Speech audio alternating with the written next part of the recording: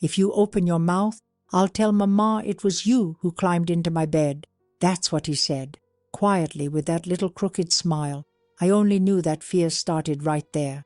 My name is Eleanor Simmons. I'm 82 years old now, living in Cedar Grove, Tennessee, a tiny little town that you miss if you blink. Around here, everyone knows everyone, but nobody really knows what happens behind closed curtains. It's always been that way. I grew up in this same town. My poor mama worked too hard. Ever since my father ran off with a diner waitress, she did whatever she could. She cleaned rich folks' houses, cared for old people, cooked for neighbors, anything to put food on the table. It was just the two of us at home, until my older brother came back. Billy, that was his name. He was 16 when he moved back in. He had spent 2 years with our father in another town, but came home saying he missed Mama. Mama, bless her heart, thought it was sweet.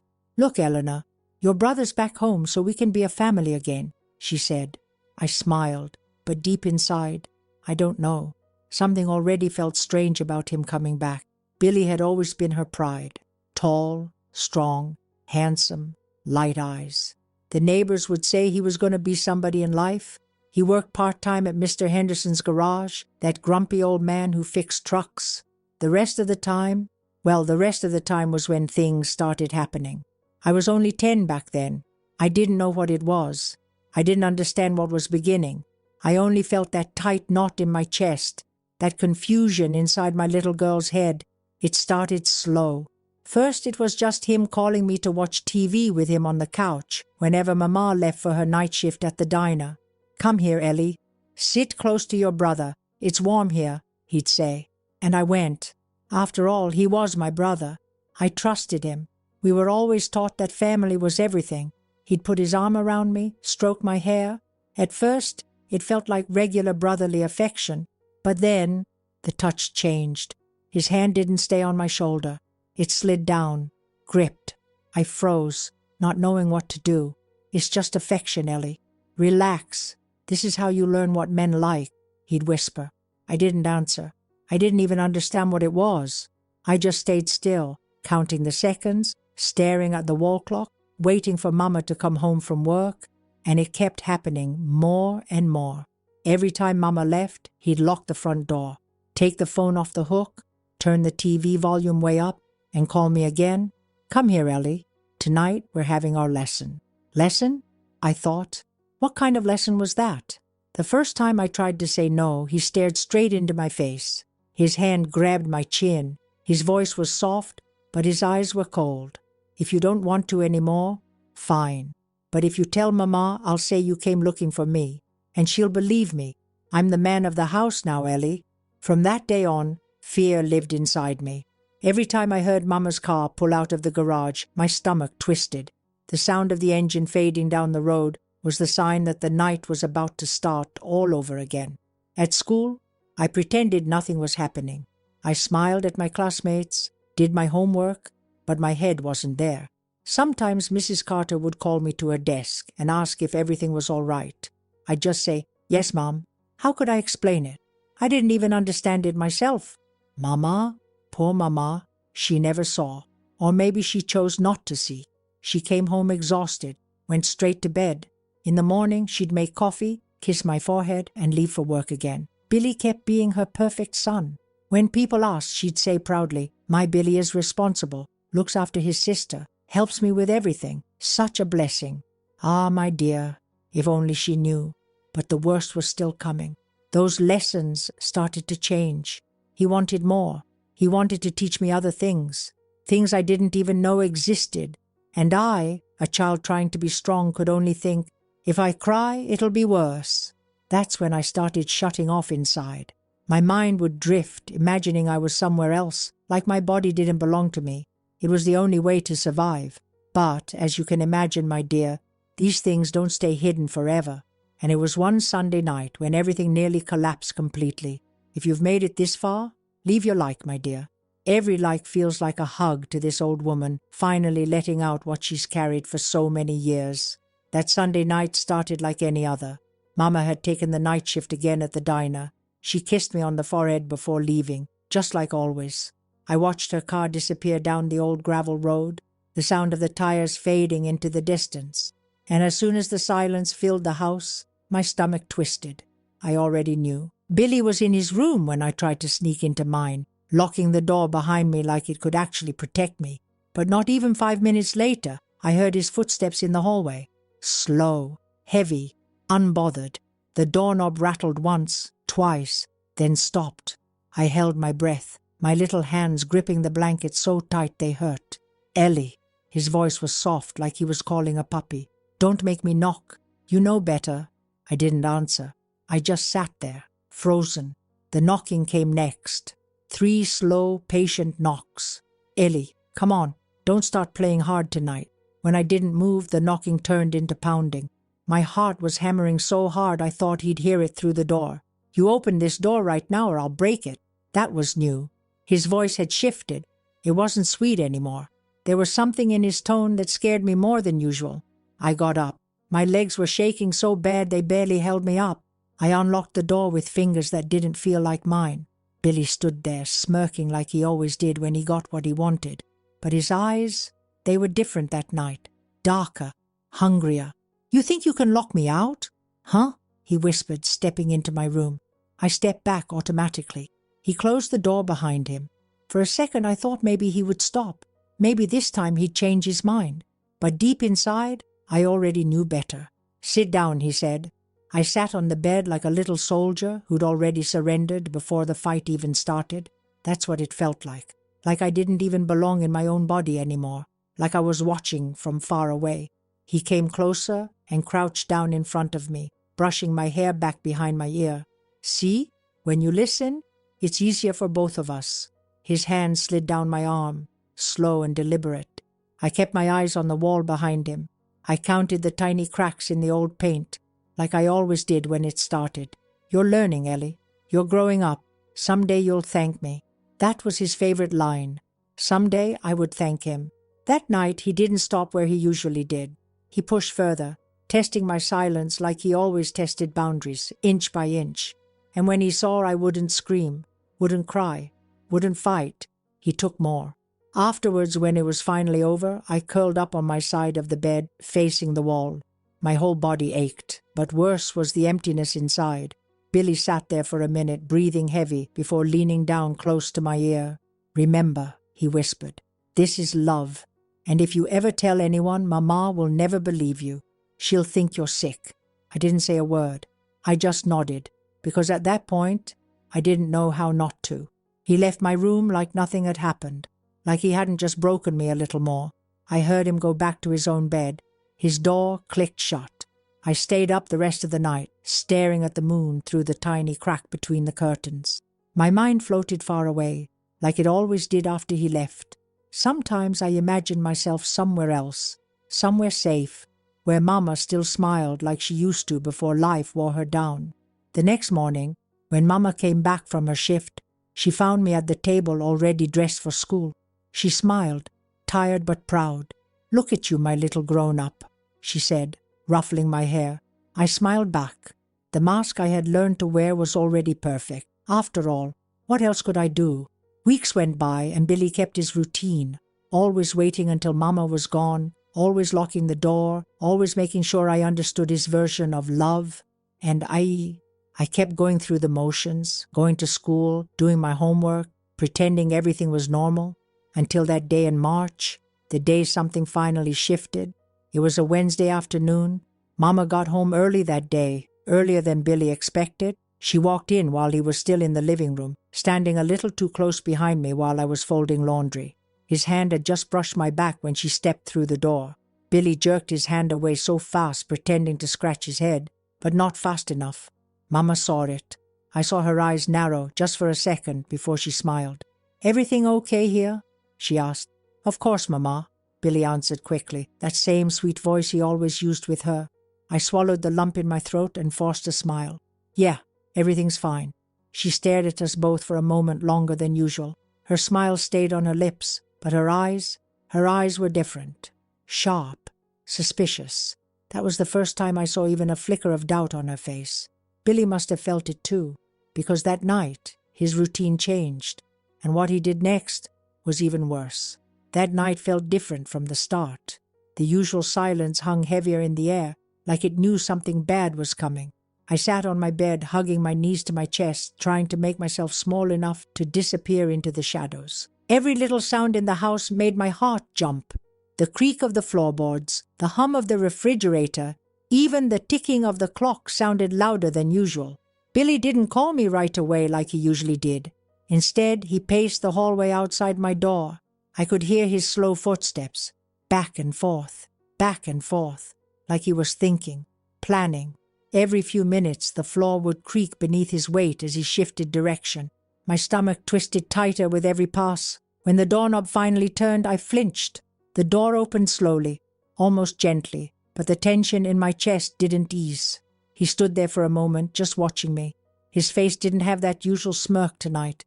His expression was colder, harder. He stepped inside and closed the door softly behind him. The soft click of the latch locking into place echoed in my ears. "Get up," he said. I stayed frozen, my eyes wide, my throat too tight to form words. "I said get up," he repeated, sharper this time, his voice slicing through the thick air. I stood, legs shaking, head spinning. He stepped closer, so close I could feel his breath against my face. "You think Mama saw something today?" he whispered. His voice was low, dangerous. "You think she suspects?" I didn't know what to say. My lips trembled. My head shook on its own, desperate to convince him, to make it stop before it even started. "You better pray she doesn't," he said, grabbing my arm hard enough to make me wince. "Because if she starts asking questions, you'll keep your mouth shut, won't you, Ellie?" I nodded fast, afraid to blink, afraid to breathe.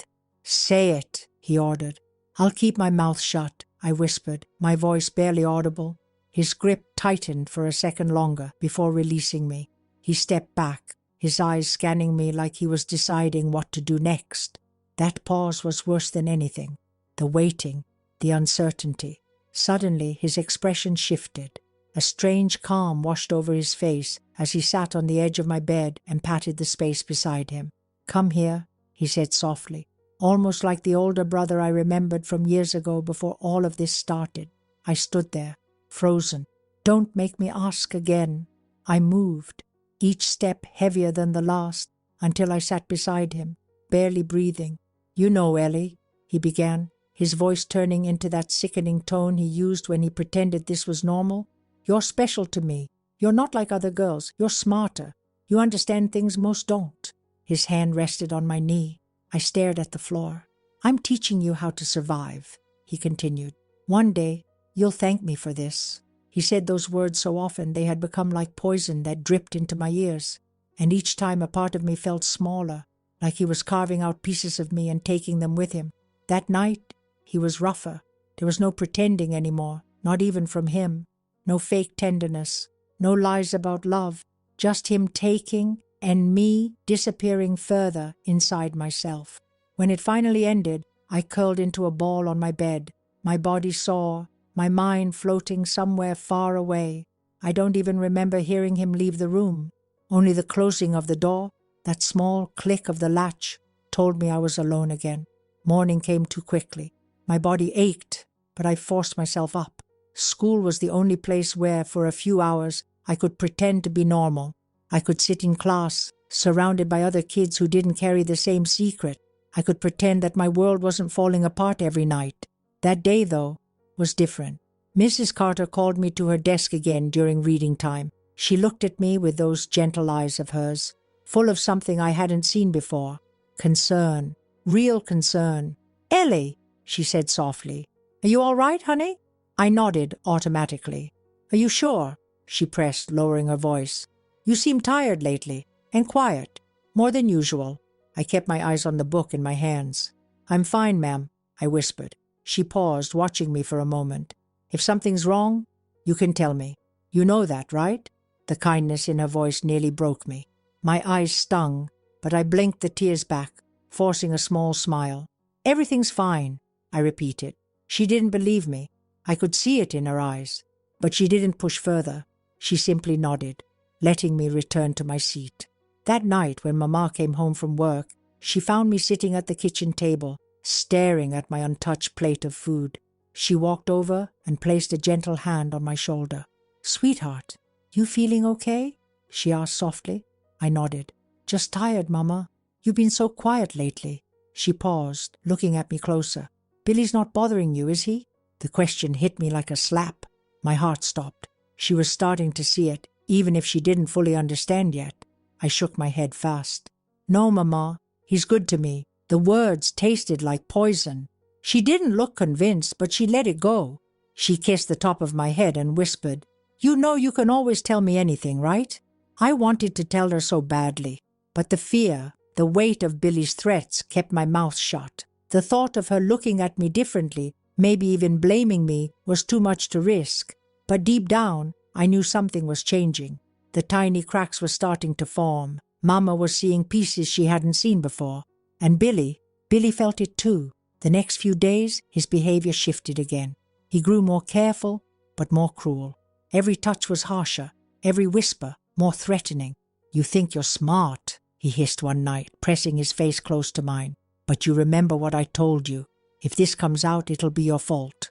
And every time I tried to sleep, my mind replayed his words, his hands, his eyes. I couldn't escape him, not even in my dreams. But something inside me was changing too. A small ember started burning in my chest. Fear was still there, but now anger was growing beside it, because I couldn't live like this forever. And the moment everything shifted for good was coming. The days blurred together, each one a careful balancing act between pretending everything was normal and surviving the nights. Every morning I watched Mama move around the kitchen, pouring coffee, humming softly like nothing was wrong. I envied her innocence. She wanted so badly to believe our little home was safe. She had no idea the storm brewing inside these walls. I'd sit at the table, forcing bites of breakfast into my mouth, nodding along to her small talk, while my insides twisted. Billy sat across from me like the perfect son. He'd laugh at Mama's stories, offer to help with groceries, even fix things around the house. His charm wrapped around her like a snake, tightening while she smiled and called him her rock. The more she trusted him, the more I wanted to scream. At school, I started pulling further away from everyone. The weight of carrying his secret drained me. Friends stopped asking me to join games at recess. Teachers glanced at me with pity they didn't know how to explain. I was becoming invisible, and part of me preferred it that way. Being seen meant risking questions I couldn't answer. One afternoon, after class ended, Mrs. Carter caught me again. She stood by the door as I packed my books, her eyes gentle but sharp. "Ellie, stay a moment." My stomach dropped. I kept my head down, pretending to adjust my backpack. She waited until the classroom emptied, then knelt beside my desk. Her voice was barely above a whisper. "Honey, you don't have to carry everything by yourself." I froze. My throat closed up. She reached out, but stopped herself before touching my hand. "If you ever need me, I'm here. You can trust me." I nodded automatically, my eyes fixed on the scuff marks on the floor. My body trembled with the urge to speak, but the words stayed trapped in my chest. She watched me for another long moment, then sighed softly. "Okay, sweetheart, go on home." I rushed out before my resolve crumbled completely. Walking home that day, I felt the knot in my stomach tighten. Billy's words echoed in my head like a broken record. "If you tell, it'll be your fault." I wanted to believe Mrs. Carter could help, but fear always pulled me back. What if Mama turned on me? What if she believed him? I was terrified of losing the little bit of love I still had. That evening, the house smelled of roasted chicken. Mama was in a good mood, chatting about a church fundraiser while stirring gravy. Billy set the table, whistling softly like the perfect son once again. I sat quietly, forcing smiles when expected. After dinner, Mama announced she was picking up an extra shift on Sunday. More hours meant more money, she said, and we could finally replace the broken heater before winter. My chest sank. More hours away meant more time alone with him. Billy glanced at me as she spoke, his eyes narrowing just slightly, enough to send a chill down my spine. Later that night, as I lay in bed, I heard him in the hallway again. His footsteps were lighter now, calculated, as if he was savoring every moment before reaching my door. The knob turned without hesitation. He stepped inside, his presence filling the small room like smoke. "You've been quiet lately," he whispered. sitting on the edge of my bed. Too quiet. I remained still, breathing shallow. He brushed my hair back, his fingers lingering too long against my cheek. "You're not thinking of doing something stupid, are you?" His voice was calm, but I heard the threat beneath it.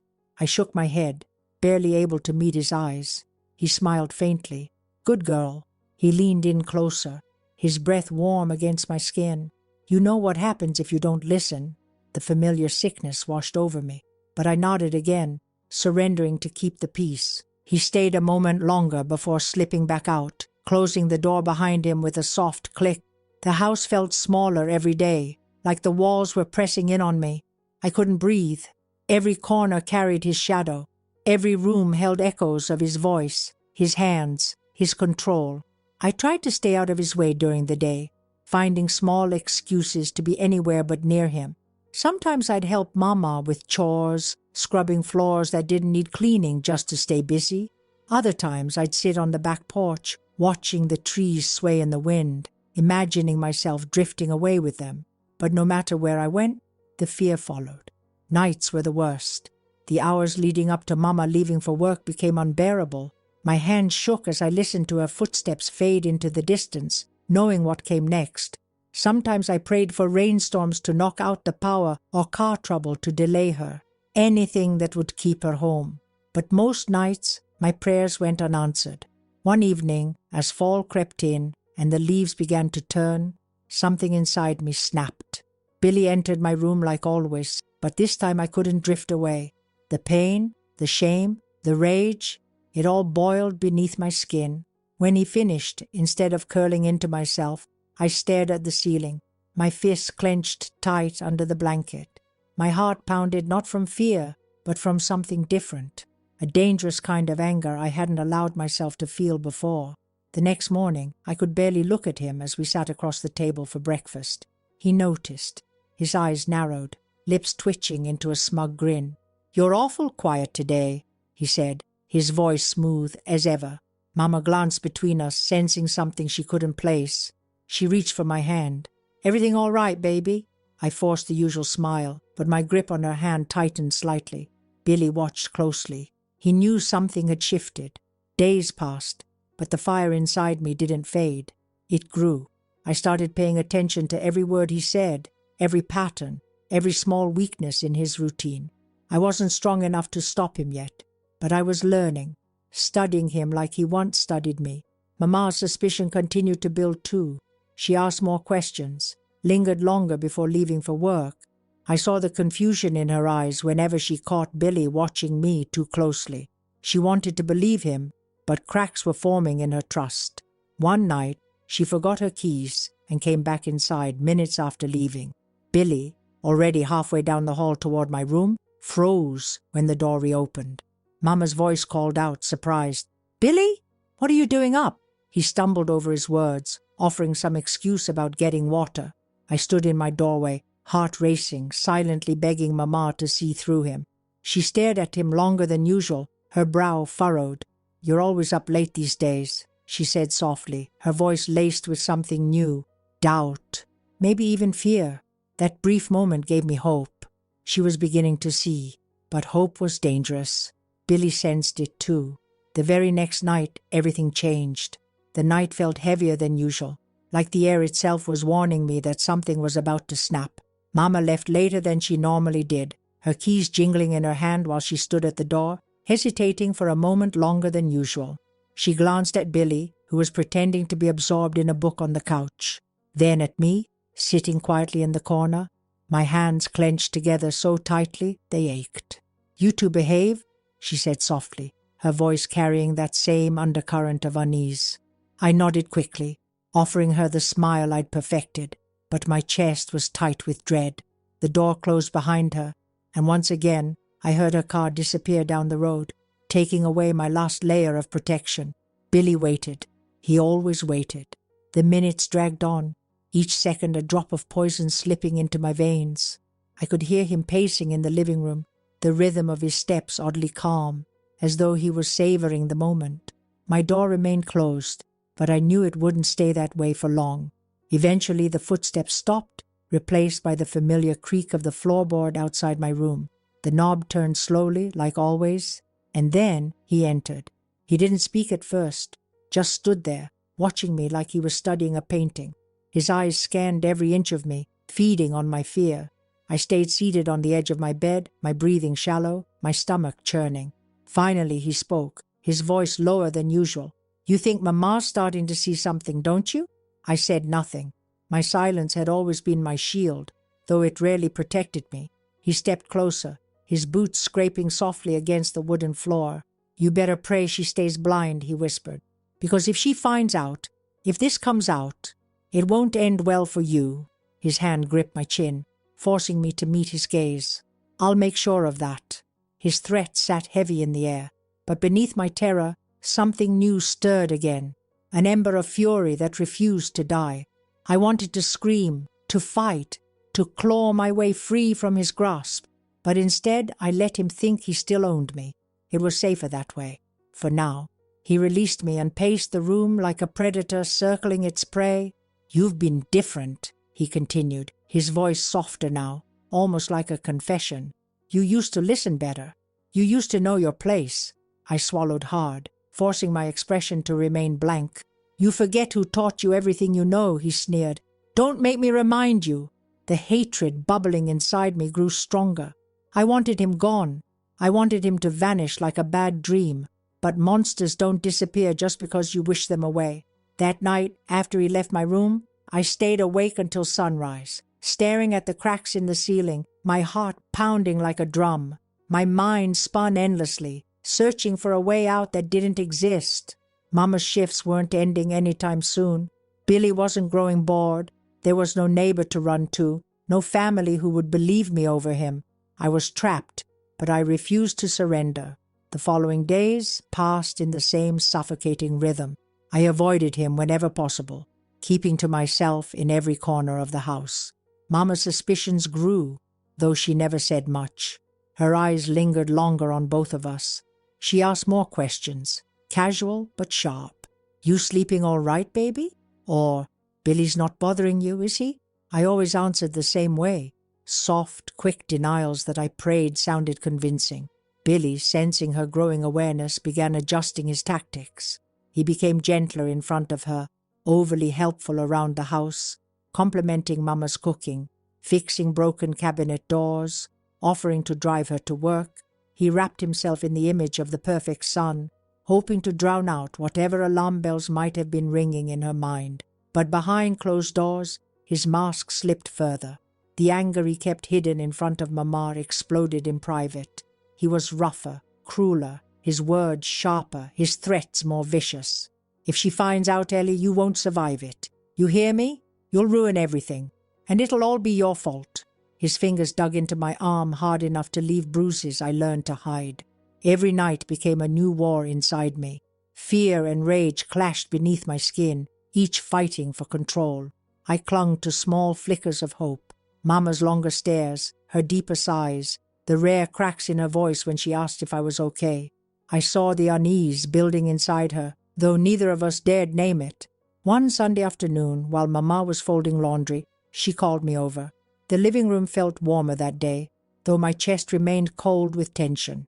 She handed me a pile of towels but didn't let go right away. Instead, she studied my face closely, her voice dropping to a near whisper. "Ellie, if there's something going on, you can tell me."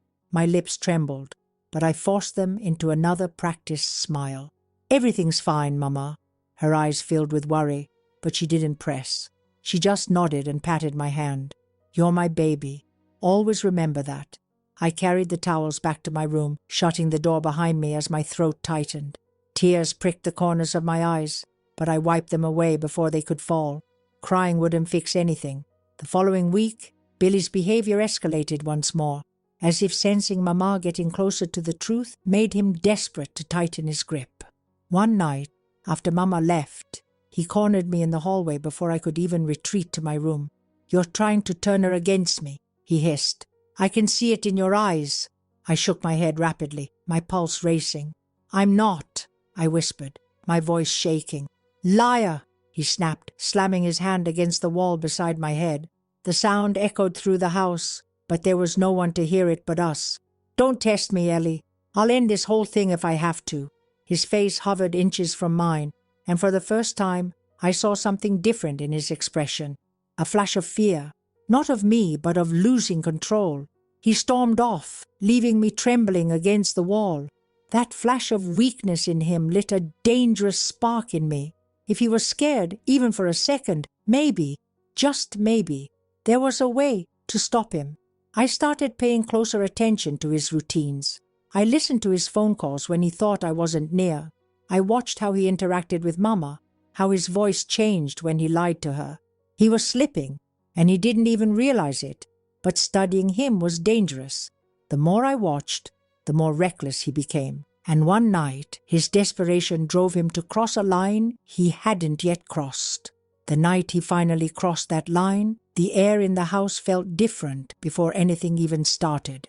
A thick, uneasy stillness clung to the walls. I could sense something shifting, though I couldn't name it yet. Mama had worked a double shift, exhausted before she even left. Her good-night kiss lingered longer than usual on my forehead, like some part of her didn't want to leave. I almost begged her to stay, but the words stayed locked inside my chest, buried beneath all the others I never managed to say.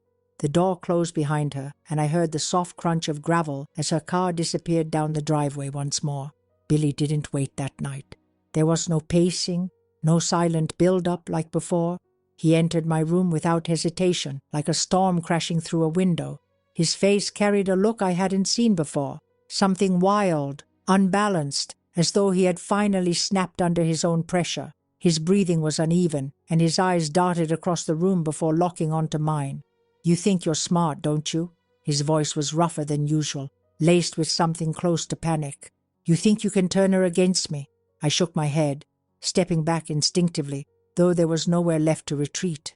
My back hit the wall behind me, cold against my skin. My heart pounded so loudly it drowned out everything else. "I see you," he whispered, his face inches from mine. "I see the way you look at her when she's home. You're planting seeds in her head." "I'm not," I whispered, my voice trembling as my body froze under his looming shadow. He grabbed my wrist suddenly, his grip like iron, pulling me forward. My breath caught, and I stumbled, unable to break free. "You're mine, Ellie. You've always been mine. You don't get to change that now." His other hand clutched the side of my face, fingers pressing hard against my jaw. My vision blurred, not from tears, but from the sheer terror that squeezed every nerve inside me. He forced me onto the bed, his weight pressing down before I could even catch my breath. My body screamed, but I remained still, like every other time, knowing that struggling only made him more cruel. But tonight was different. He wasn't trying to control himself anymore. He wasn't whispering those sickening words about love or lessons. His rage had finally overtaken the game. It was no longer about pretending. It was about destroying. When it finally ended, my body was left bruised in ways it hadn't been before. My skin burned under his touch, and my mind floated far from the wreckage lying on the bed. I stared at the ceiling, refusing to let the tears fall. His breathing slowed beside me, and after a long silence he finally sat up, fixing his shirt like he had simply finished a chore. "You'll keep your mouth shut," he said again, quieter now, but deadlier. "You don't want to know what happens if you don't." He left my room as if nothing had happened, closing the door with that same soft click that always haunted me. I stayed there for hours, unable to move.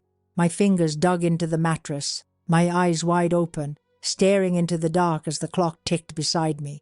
It felt like my body didn't belong to me anymore, like I was trapped inside someone else's nightmare. When Mama came home hours later, I still hadn't slept. I heard her move around the kitchen, humming softly as she unpacked groceries she must have picked up after work. The normalcy of her routine felt like a cruel joke, a reminder of how much she still didn't know. Eventually, she peeked into my room, surprised to find me awake. "You're up early, sweetheart," she said gently.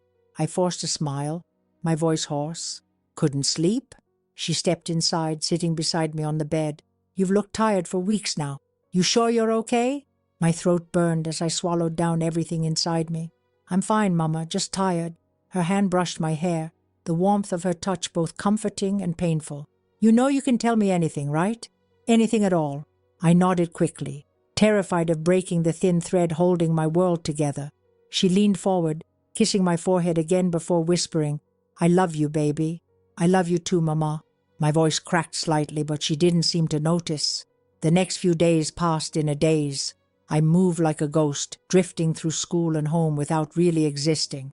Billy pretended nothing had changed, carrying on with his chores, helping Mama around the house, flashing that same charming smile that had fooled everyone for years.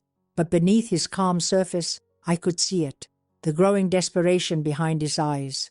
He was losing control, and we both knew it. Mama grew more restless, asking questions she had never dared ask before. She watched Billy closely, her words laced with suspicion she no longer bothered to hide. "You're spending a lot of time near your sister these days," she said one evening as we sat at dinner. Billy didn't flinch. He smiled and answered smoothly, "Just looking out for her like always, Mama. You've got enough to worry about." Her lips pressed into a thin line, but she said nothing more. The tension thickened with every passing day, wrapping around all of us like a rope pulled tighter and tighter, waiting to snap. Then one afternoon, Mrs. Carter called Mama into the school unexpectedly. I watched them talk from a distance, my stomach knotting as their conversation grew longer than usual. Mama's face changed as Mrs. Carter spoke, her expression darkening, shifting from confusion to something heavier. When they finally finished, Mama's eyes found mine across the schoolyard, and for the first time, I saw it. The dawning of truth breaking through her denial. The car ride home was silent. I sat beside her, my hands trembling in my lap, waiting for the question I knew was coming. The road stretched endlessly ahead, the hum of the tires the only sound filling the space between us. She gripped the steering wheel so tightly her knuckles turned white. When we pulled into the driveway, she shut off the engine but didn't move. Her voice was barely audible when she finally spoke. "Ellie, is there something you haven't told me?" The lump in my throat threatened to choke me. My lips parted, but no words came. She turned to face me, her eyes glistening. "Baby, please, tell me the truth." I couldn't speak. The weight of years of silence pressed down on my chest. Tears filled my eyes as I looked away, too scared to break the dam. She reached over, grabbing my hands in hers, her voice shaking. Did he do something to you?" Her words hit like a lightning bolt. I broke. The tears spilled uncontrollably, and though I still couldn't speak, my sobs told her everything she needed to know. Her face crumbled as the realization sank in. She pulled me into her arms, holding me tighter than she ever had. Oh, my baby, my sweet baby. For the first time, the secret was no longer mine alone. The moment the secret finally spilled from me, without words but through sobs that shook my entire body, something inside Mama shifted. Her hands trembled as they held my face, her eyes wide with horror, as if her mind was racing backward, replaying every missed sign, every moment she dismissed as nothing. I saw the guilt crash into her like a tidal wave, drowning her in seconds. She rocked me gently, whispering broken apologies into my ear, though none of them could undo what had been done. The truth sat heavy between us now, too late to stop what already happened, but impossible to bury again. We sat like that for what felt like hours, neither of us able to move. Her tears soaked into my hair as mine soaked into her blouse. The silence between our cries said more than either of us could manage to speak. When she finally pulled back to look at me, her face was pale, her eyes red and swollen. She opened her mouth to speak but closed it again, struggling to form a sentence that wouldn't collapse under the weight of what she now knew. Her hand brushed my cheek, her fingers shaking. "I should have seen it," she whispered, her voice breaking. "I should have known." I couldn't find the strength to respond. My whole body felt numb, as though all the pain, fear, and shame that had lived inside me for so long were suddenly too heavy to carry any longer. The release of the secret had drained me. The house felt smaller, colder, like the walls were listening, like they too knew what had been hidden inside them for years. Mama stood up suddenly, wiping her face with the sleeve of her blouse. Her movements were sharp, determined. I watched her pace across the living room, her mind spinning faster than her feet could carry her. "He's not going to hurt you again," she said almost to herself, her voice low but filled with rage that frightened me. "Not one more time." The sound of Billy's truck pulling into the driveway made both our heads snap toward the window. Mama's eyes narrowed. She wiped her face quickly, forcing her expression into something cold and unreadable. My chest tightened as the familiar dread returned. But it was different now, mixed with the raw energy swirling inside Mama. The front door opened. Billy walked in like any other night, keys jingling in his hand, his face casual. He didn't sense anything yet. "Hey, Mama." "Ellie?" His eyes flicked between us, and for the first time he noticed something was off. The air felt charged, like the quiet before a storm. Mama's voice was steady, too steady. "We need to talk, Billy." She gestured toward the kitchen, her tone giving him no room to argue. His smile faltered, but he followed her. My legs wouldn't move, but my ears strained to catch every word. Their voices started low, almost calm at first, but within minutes the volume grew. The sharp edge in Mama's voice cut through the house like a blade. "How could you? To your own sister?"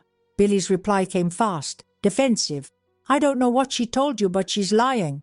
You know how kids get. They make up stories when they want attention." His voice cracked slightly, betraying his usual confidence. "She didn't have to tell me with words," Mama shot back, her voice shaking with fury. "I see it now. I see it all." Billy's voice hardened. "You're going to believe her over me? After everything I've done for this family? After Dad left us?" His anger flared, but there was fear beneath it, laced through every word. "You'll pack your things tonight," Mama said firmly. "You're leaving this house." His chair scraped loudly against the floor as he stood. "You're not thinking straight, Mama. You're upset. You don't know what this'll do to us." "I know exactly what this will do," she snapped. "It'll finally stop." The argument grew louder, angrier. I couldn't see them from where I sat, but I could hear the chaos escalating like a fire being fed. Dishes rattled. Something slammed against the counter. My breath quickened as panic crawled back under my skin. The sound of feet shuffling, of raised voices overlapping each other, filled the house until suddenly everything went silent. Seconds stretched painfully. The quiet was worse than the shouting. I sat frozen, my heart racing so hard it made my head spin. Then Mama's voice broke through, quieter but sharp. "Get out." Billy didn't answer. I heard heavy footsteps. Then the front door opened. His boots stomped across the porch, down the steps, and into the night. The door slammed shut behind him. Mama stood still in the doorway for several long minutes before finally turning back to me. Her face was pale but fierce. She crossed the room quickly and fell to her knees in front of me, pulling me back into her arms. "It's over," she whispered, over and over again, as if saying it enough times would make it true, but deep inside me, I knew it wasn't. Not yet.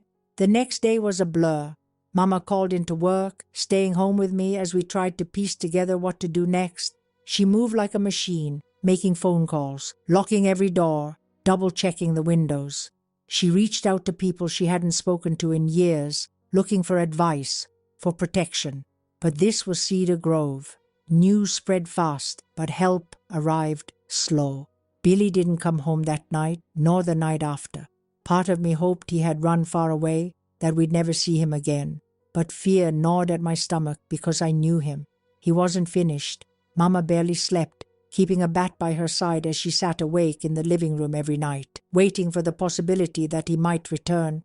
I lay in bed, unable to close my eyes for long, without visions of him bursting through the door. The house no longer felt like home. Every creak in the floor, every gust of wind against the window sent new waves of terror through my chest. 3 nights after the confrontation, just after midnight, headlights swept across the living room curtains. My breath caught. Mama stood instantly, her hand gripping the bat tightly. The engine idled outside for a few moments before shutting off. The house grew still again. We both stood frozen, waiting for what would come next. The knock at the door was soft, deliberate. Billy's voice followed, muffled but recognizable. "Mama, open the door, please, let's talk." She didn't move. Neither did I. Another knock, then another. "Please!" His voice cracked, sounding almost desperate now. "I don't have anywhere else to go." The silence inside our home was louder than his begging. My pulse pounded in my ears as I gripped Mama's arm tightly. She glanced down at me, her face hard, her eyes filled with fire. She shook her head slightly, refusing to speak or give in. Minutes passed before he finally stopped. His footsteps retreated down the porch steps, and the truck roared back to life. The engine faded into the night. but neither of us relaxed. Mama stayed by the window for hours, watching, waiting for any sign he might return. For days afterward, the tension never eased. We waited for another knock, another return. Each hour was filled with the same question neither of us dared say aloud. Was it really over, or was he just waiting for his next move? Days slipped into weeks, but the fear never left us. Mama moved through the house like a soldier on patrol, always checking doors, windows, peeking through curtains at every unfamiliar car passing down our narrow road. Her body carried a tension I had never seen before, as if her muscles were permanently braced for the next blow that might come crashing through our door. I barely spoke. My voice had grown tired from years of silence, and even now, with the truth between us, speaking still felt foreign. We lived in a constant state of waiting for Billy to return, waiting for the next knock that might come in the middle of the night, waiting for something that neither of us could name out loud, but both understood far too well. School became even harder.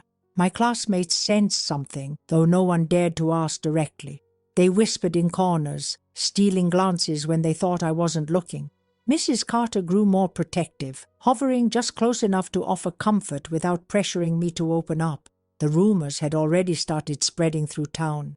Small towns like Cedar Grove had a way of chewing on secrets like dogs gnawing bones, passing them from mouth to mouth until nothing was left but fragments of distorted stories. Some people pitied us. Others turned cold, avoiding eye contact, afraid of the discomfort our truth brought to their neatly organized lives. But Mama didn't care about their whispers. She walked through town with her head high, as if daring anyone to speak what they were thinking. One afternoon, we were sitting quietly at the kitchen table, the weight of unspoken thoughts pressing on us like every other day, when the phone rang. Mama reached for it quickly, her hand shaking slightly. I watched her face as she listened to the voice on the other end. Her expression shifted from confusion to alarm, and then to something colder. She hung up, exhaling sharply. I waited, my chest tightening. "That was Deputy Allen," she finally said, her voice tight. "Billy's back in town." The words sank like stones in my stomach. My body went numb as a familiar chill spread through my limbs.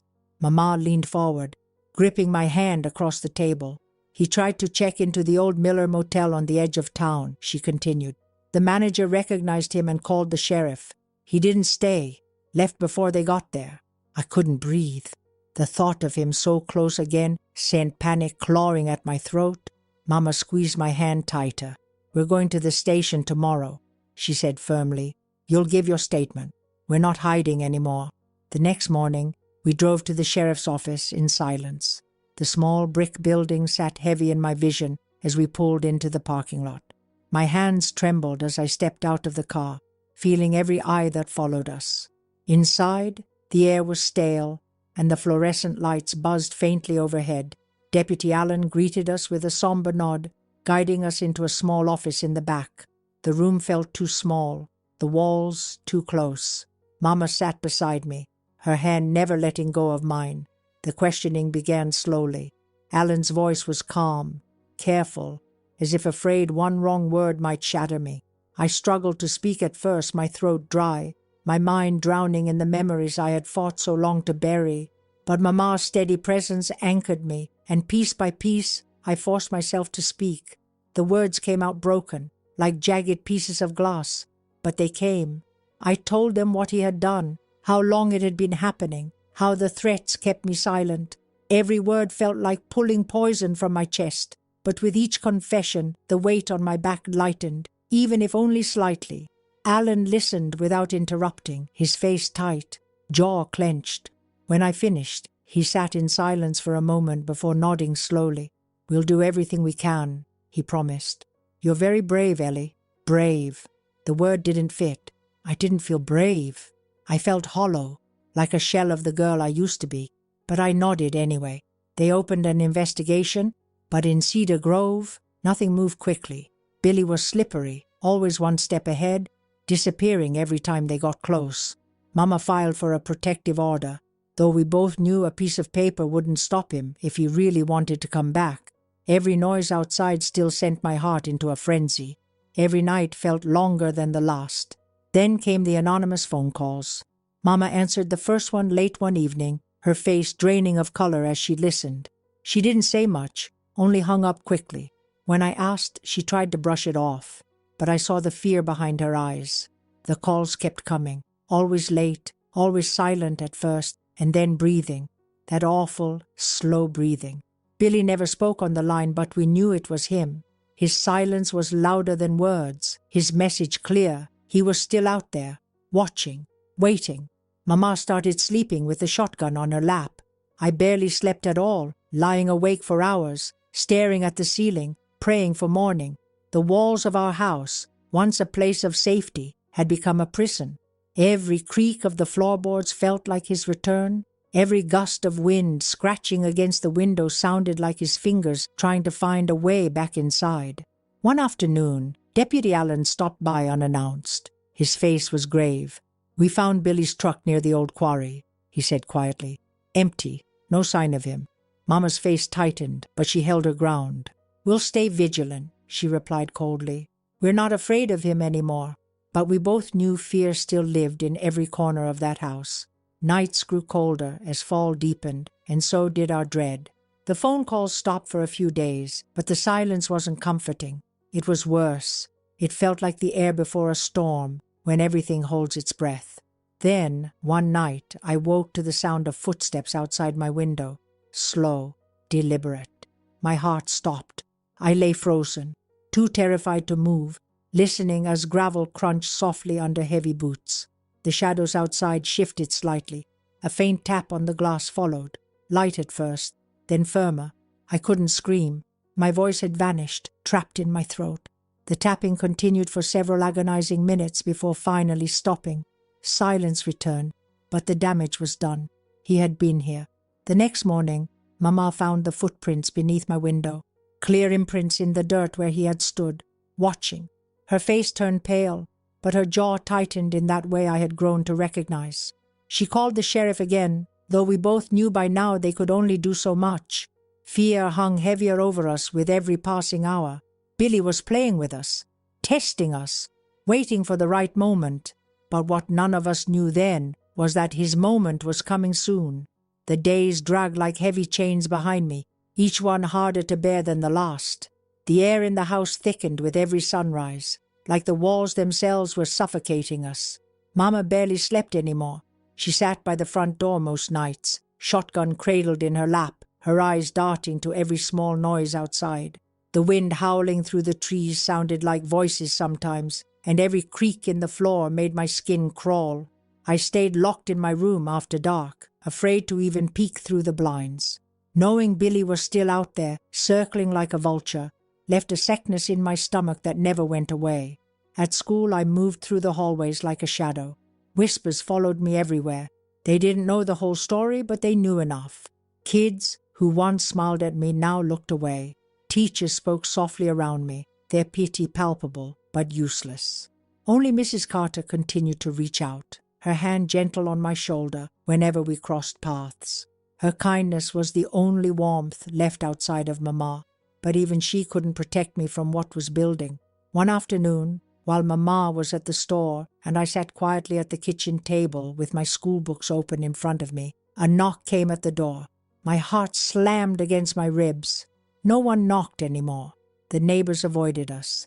The sheriff usually called first, and Mama always used her key. The knock came again, firmer this time.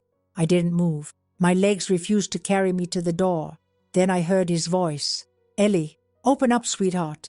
My blood froze. The sound of his voice so close sent a chill through my bones. I stayed silent, barely breathing. "I know you're in there. Don't make me knock again." The doorknob jiggled, but the lock held. My vision blurred, panic clouding my head. The old wooden door stood between us, but it felt paper-thin. His shadow shifted on the other side of the frosted glass window. "We need to talk, Ellie. Just open the door." I couldn't move. I couldn't scream. I pressed my back against the wall, praying Mama would come home, praying for any kind of interruption.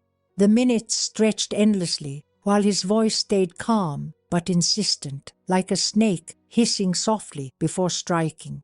Finally, after what felt like forever, His voice changed. Lower, more dangerous. "You think she can keep you safe from me? You really believe that?" His words crawled under my skin like insects, his threat wrapping around my throat. Tires crunched on the gravel driveway. Mama's car. Salvation. I heard him curse under his breath, and his footsteps retreated quickly down the porch steps. By the time Mama entered the house, shotgun already raised, he was gone again, swallowed up by the woods behind our property. She locked the door behind her, her breathing heavy, sweat glistening on her forehead. "He was here, wasn't he?" Her voice was flat, but her eyes burned. I nodded, tears spilling down my face as the fear I had bottled up poured out in uncontrollable sobs. She held me tightly, whispering promises she wasn't sure she could keep. "He won't touch you again, baby. I swear to God he won't." After that night, Mama called Deputy Allen every morning, every evening, demanding more patrols. The sheriff assigned officers to drive by the house regularly, but Billy remained elusive, always watching, always near, but never close enough to catch. He was playing a game, one that twisted deeper into cruelty every time he slipped through their fingers. A week later, another call came late at night. The ringing phone jolted both of us from what little rest we'd managed. Mama answered with a shaking hand, her voice cracking. Silence greeted her on the other end. Then came the breathing again, that slow, deliberate breathing that we both recognized instantly. She slammed the receiver down, her body shaking with fury. The sheriff finally set up cameras around the house, hoping to catch him circling. For days, nothing appeared. No movement, no noise. The quiet should have been comforting, but instead it left us tense, waiting for the storm we knew was brewing. The calm before something worse always felt heavier than the noise itself. Late one evening, as the wind howled outside and rain pattered against the roof, Mama sat by the window watching for headlights while I stayed curled up on the couch behind her. The power flickered, making the house seem even darker. My stomach twisted with unease. Mama whispered, as much to herself as to me, "He's close. I can feel it." Lightning flashed, illuminating the yard for a split second. In that brief burst of light, we both saw it, a figure standing just beyond the edge of the tree line, still, watching. The light faded and the darkness swallowed him again, but we both knew who it was. Mama stood instantly, grabbing the shotgun, her hands steady despite the fear in her eyes. "Stay inside," she commanded, her voice cold, determined. Before I could protest, she was already at the door, stepping out into the rain. I rushed to the window, heart pounding as I watched her march across the yard toward where the shadow had stood. The rain poured harder, obscuring my vision. For several long minutes, I saw nothing but sheets of water cascading from the sky. Then, faint voices, shouting, a struggle, the sound of feet slipping in the wet grass. Panic overtook me, and I bolted from the house before I could think better of it. The cold rain soaked me instantly as I stumbled toward the sound of their voices. Through the downpour, I saw them, Mama and Billy locked in a struggle near the barn. His hand gripped her wrist, trying to wrestle the shotgun from her grip. Mama's face twisted in defiance, refusing to let go. As I got closer, their shouting pierced through the storm. "Let go of me, Billy!" Mama screamed, her voice raw. "You'll never hurt her again!" He growled back, desperation in his tone. "She's mine! She was always mine!" I screamed his name, my voice barely audible over the wind. In that moment of distraction, Mama used her free hand to elbow him sharply in the ribs. He stumbled, losing balance, and she shoved him backward with all her strength. He slipped in the mud, falling hard to the ground. Mama raised the shotgun, aiming it directly at his chest. For a moment, everything froze. The rain, the wind, even my breathing. Billy stared up at her, his chest heaving, his face twisted into something unrecognizable. "You won't shoot me," he sneered. "You don't have it in you." Mama's finger hovered over the trigger, her hands trembling as she fought against herself. The war between fear, rage, and years of denial played out in her eyes. Then, slowly, she lowered the barrel. "Get out," she spat. "And if you ever come near us again, I swear to God I will end you." Billy's eyes flickered with something close to surprise, but also relief. He scrambled to his feet and disappeared into the woods, swallowed once again by the darkness. Mama stood there for a long while, breathing heavily, the shotgun still clutched in her hands. I ran to her, wrapping my arms around her waist, sobbing into her soaked dress. She pulled me close, her own tears finally falling.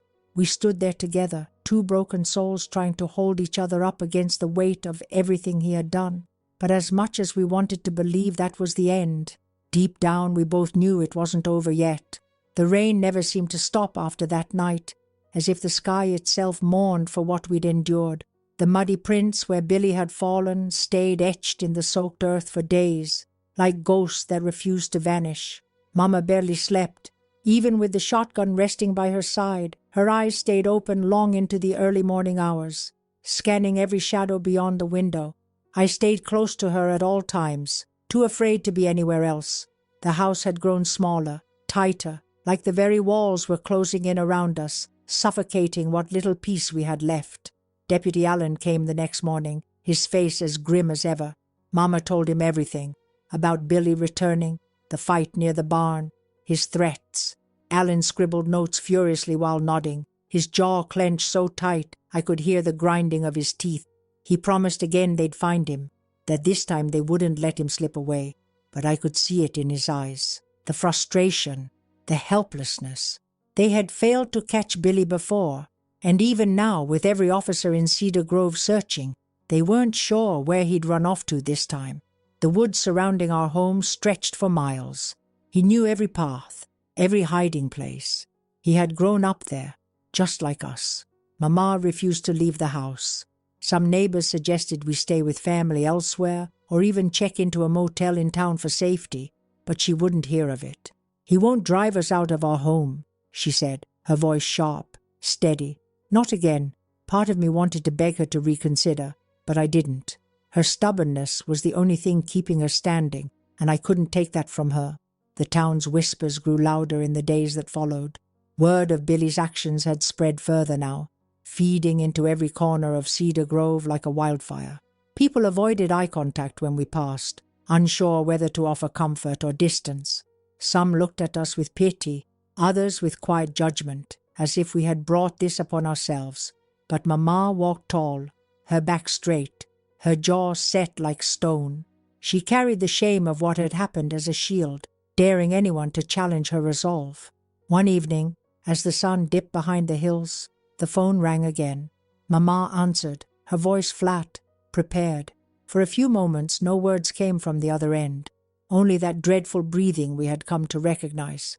Then finally, Billy's voice slithered through the line. "You thought you won, didn't you, Mama?" His voice was calm, almost playful. "But I'm not finished." Her knuckles whitened around the receiver, but she didn't respond. She simply hung up, breathing deeply to steady herself. The calls continued sporadically after that, always the same, his breathing, his taunts, his threats, like poison seeping into the house through the phone line, robbing us of any chance to feel safe. One night, as the first frost of winter settled over Cedar Grove, Mama sat at the kitchen table long after midnight, sipping cold coffee, her eyes locked on nothing. I sat across from her, hugging my knees, watching her silently. Finally, her voice broke the quiet. "He's not going to stop, Ellie." Her words came softly but carried a terrible weight. "He's going to keep coming until we stop him." I nodded slowly. The truth was no longer something we feared to say aloud. We both knew what Billy was now, a sickness that wouldn't fade until it was cut out entirely. Mama stood up suddenly, her chair scraping harshly against the wooden floor. "We need to end this." The following morning she drove into town, leaving me behind for the first time in weeks.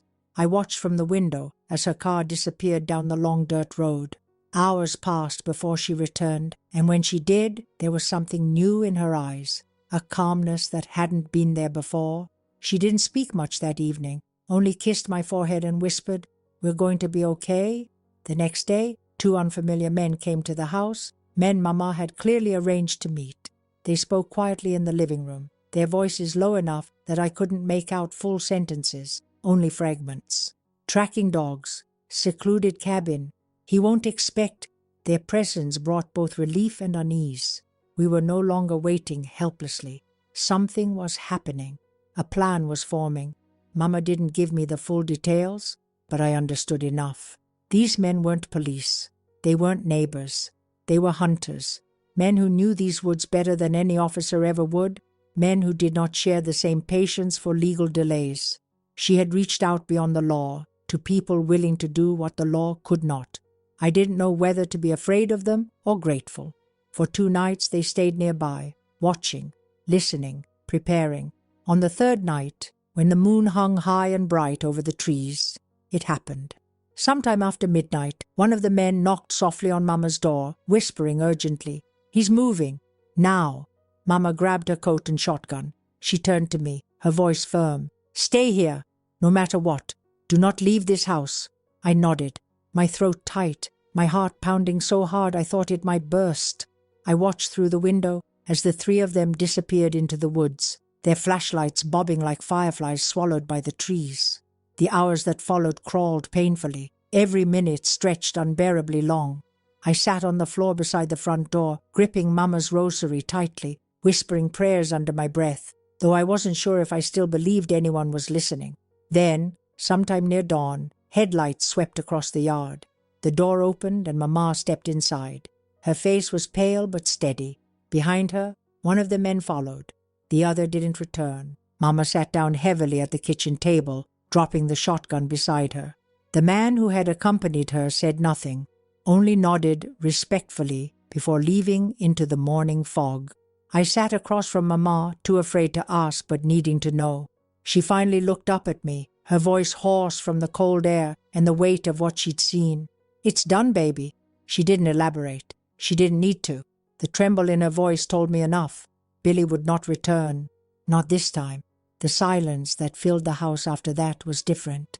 Not empty, but heavy, as if all the pain, fear, and violence still lingered, but no longer held the power it once did.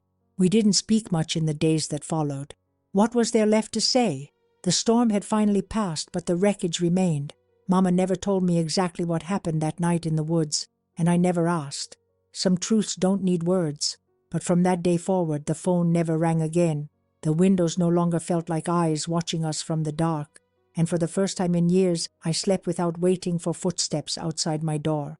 The days that followed moved slow, like thick syrup dripping through hours that no longer carried fear but refused to bring peace.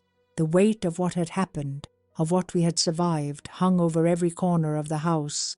The silence was louder now, not filled with dread, but with everything we had been forced to carry for years. The walls, though no longer closing in, still whispered reminders of nights I wished I could erase. Mama moved differently. She walked with a strange mixture of exhaustion and quiet strength. The stiffness in her shoulders never fully left, but there was no longer that constant flicker of terror in her eyes when the wind scratched at the windows. She no longer jumped at every creak in the floorboards. The shotgun rested in the corner now, untouched for days, as though we had finally crossed some invisible line where the worst was behind us. We didn't talk about him much after that night. His name no longer belonged in our home. Mama never gave details about what happened in those woods, and I never asked for them. I could see the memory sitting behind her eyes sometimes, but neither of us dared give it voice. What mattered was that the shadow that haunted us was gone. Whatever final moment took place between her, those men, and Billy remained sealed somewhere neither of us wanted to reach for. School returned, though I barely noticed it. My classmates avoided me entirely now. I had become a ghost, even among the living. The whispers behind my back had grown into full-blown stories, each version more twisted than the last. I heard some say Mama had killed Billy herself. Others whispered he was still hiding somewhere, waiting to strike again. None of them mattered anymore. Their words couldn't hurt me after everything I had already endured. They didn't know the truth. No one really did. Only Mama and I carried that burden. Mrs. Carter remained the only one who treated me like a person instead of a rumor. She never asked questions, never pried. She offered small smiles and gentle touches on my shoulder when I passed her in the hall. Sometimes she would leave small notes in my desk drawer, simple things like, "You're stronger than you feel today." I carried those words like small stitches, holding together the parts of me that still threatened to unravel. Winter came early that year, blanketing Cedar Grove in heavy snow that muffled every sound outside. The cold seeped through the old walls of our house. But for the first time, I didn't mind the way the world outside grew quiet. The blanket of white made everything seem softer, distant, as though the violence that once lived here had been buried beneath the snow. Mama and I spent our evenings bundled in thick blankets by the fireplace. Sometimes she would hum old hymns softly, her voice shaky but steady enough to soothe my restless heart. I leaned into her warmth, grateful for each breath that didn't come wrapped in fear. One evening, as we sat watching the flames flicker, Mama broke the long silence between us. Her voice came carefully, like she had rehearsed it 1,000 times before finally letting it out. I should have seen it sooner. I looked up at her, but she kept her eyes on the fire. "I let him hurt you right under my roof. My own son." Her voice cracked slightly, but she continued before I could speak. "I told myself I was protecting you, working hard to keep food on the table, pretending everything was fine, but all I really did was leave you alone with him." I reached for her hand, squeezing it gently. "You didn't know," I whispered, my throat tight. "He made sure you wouldn't see." Her eyes filled with tears, reflecting the orange glow of the fire. "That doesn't make it right." She paused, swallowing hard. "But I promise you, Ellie, I'll carry what he did every day for the rest of my life, so you don't have to carry it alone." We sat like that for a long time, our fingers intertwined, the fire crackling softly beside us. In that quiet, I felt something inside me loosen, like the first breath after holding it far too long. The pain would never vanish completely, but in that moment, I knew we weren't broken beyond repair. Spring arrived eventually, washing away the last of winter's snow and bringing new colors back into the world. The trees bloomed again, the birds returned, and the town slowly moved forward as though nothing had ever happened. But our house remained different, not haunted, but marked, like a scar that would always remind us of the wounds beneath the surface. Mama planted flowers in the front yard that year. Rows of bright tulips and daisies swayed gently in the breeze, their colors bold against the green grass. She tended to them carefully every morning, her hands steady as she worked. I often sat on the porch watching her, the sun warming my face, listening to the soft hum of her voice as she sang old church songs under her breath. Those small moments, as simple as they were, became pieces of healing we never thought we'd find. Years passed, but the story never fully left us. The town eventually found new scandals to whisper about, new tragedies to pick apart. People moved on. We stayed. Mama grew older, her hair turning silver while her hands remained strong. I finished school, quietly, without ceremony or celebration. Life didn't become perfect, but it became livable, safe, normal, in its own way. Now sitting here at 82, with more years behind me than ahead, I still feel him sometimes. Not in the dark anymore, but in the places where memory lingers strongest. The corner of my room where he used to stand, the hallway outside my door, the kitchen table where Mama finally saw the truth in my eyes. But I'm not that little girl anymore. He didn't win. He never truly did. Mama passed a few years back, peacefully in her sleep. I sat beside her bed that night, holding her hand just like she held mine so many nights when the world felt like it was caving in on us. Before she slipped away, she whispered one final time, "I'm so proud of you, baby." Those were her last words, and they stayed with me like a balm over every old wound. Sometimes I still sit on that same porch where I once watched her tend to those flowers. The garden's grown wild now, but the blooms still return each spring, stubborn and bright. They remind me that even after everything, life finds a way to push through the dirt, to reach toward the sun again. And me? I'm still here, breathing, living, carrying pieces of it all, but not crushed by them. The darkness tried to own me once, but I survived. And that, more than anything, is what I hold on to now. If you made it this far, my dear, leave your like. It's like a little hug for this old woman who finally spoke what lived inside for so many years. And write in the comments where you're watching from. Sometimes it helps to know someone out there heard my story. Even after all these years, it still feels heavy to tell, but sharing it makes the weight a little easier to carry.